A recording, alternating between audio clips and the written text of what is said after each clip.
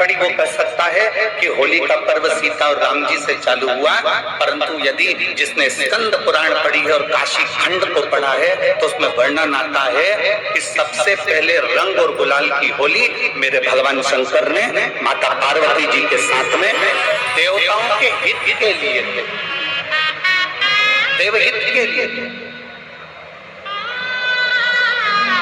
भगवान शिव और पार्वती ने, भगवान शंकर और पार्वती जी ने देवताओं के हित के लिए खेली।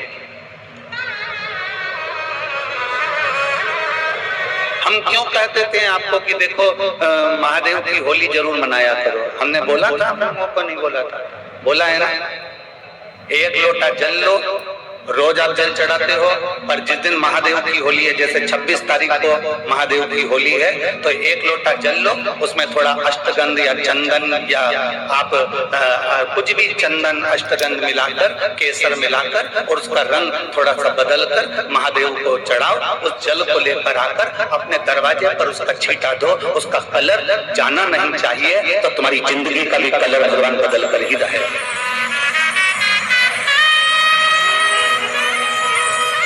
जो लोग सीहोर होली खेलने आते हैं, महादेव की होली हम लोग सीहोर में चमत्कालेश्वर मंदिर में सुबह 10 बजे से वहां से चलते हैं। 5 मंदिर पर हम दरवाजे पर छींटा देते हैं, 5 मंदिर सीहोर के। जो लोग सीहोर आएंगे 26 तारीख को सुबह 10 बजे, आप नदी चौराहे पर जहां से महादेव की होली खेलेंगे, 10 बजे से चालू होती है, 12:30-1 बजे वो विराम दे दी जाती है।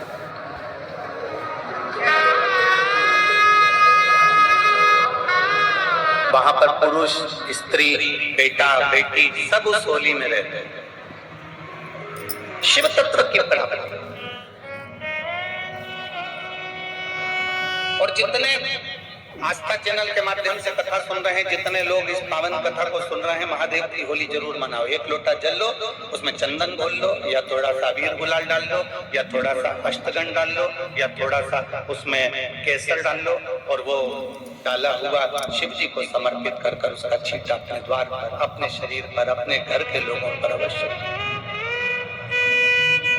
शिव तत्व की प्राप्ति।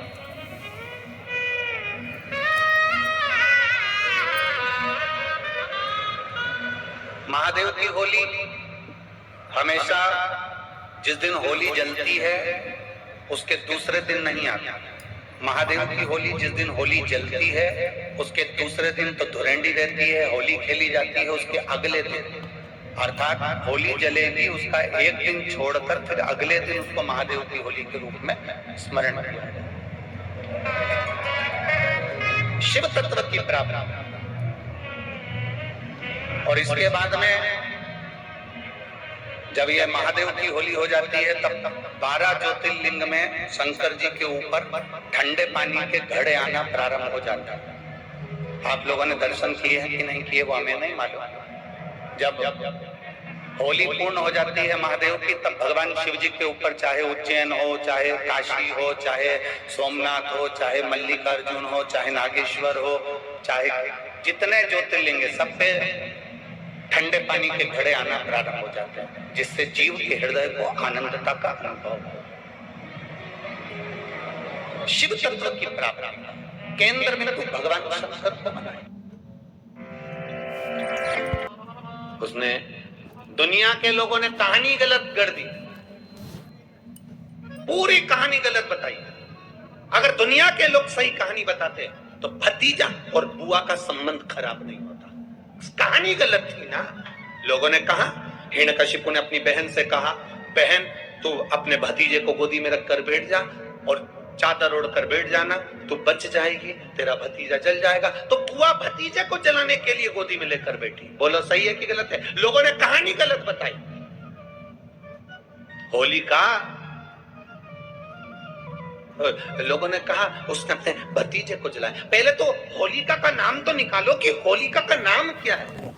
कथा वालों ने कह दिया हिरण्यकशिपु की बहन थी होलिका, वो अपने भतीजी प्रहलाद को गोदी में लेकर बैठ गई। वो प्रहलाद को हाथी के पांव के नीचे डाला, खोलते तेल में डाला, अग्नि में डाला, इसमें डाला, उसमें डाला, नहीं मरा। आखिरी में अपनी बहन से कहा होलिका तो अपने भतीजे को गोदी में लेकर बैठ जा। पहले उस होलिका का असली नाम तो लाओ, जिस होलिका का नाम विष्णु पुराण में डूंडा लिखा है। क्या नाम लिखा है? डूंडा। होलिका का असली नाम लिखा है विष्णु पुराण में डूंडा। इसलिए आज भी होली में लकड़ी नहीं जलाई जाती, मोटे मोटे डूंड जलाए जाते हैं, क्योंकि उसका नाम डूंडा है। श्री शिवाय नमस्तुभ्यम। गुरु जी के उपाय बहुत ही सरल से हैं, तो अवश्य करिएगा। वीडियो पसंद आए तो लाइक करिएगा, चैनल को सब्सक्राइब करके कमेंट में नमः शिवाय अवश्य लिखिएगा।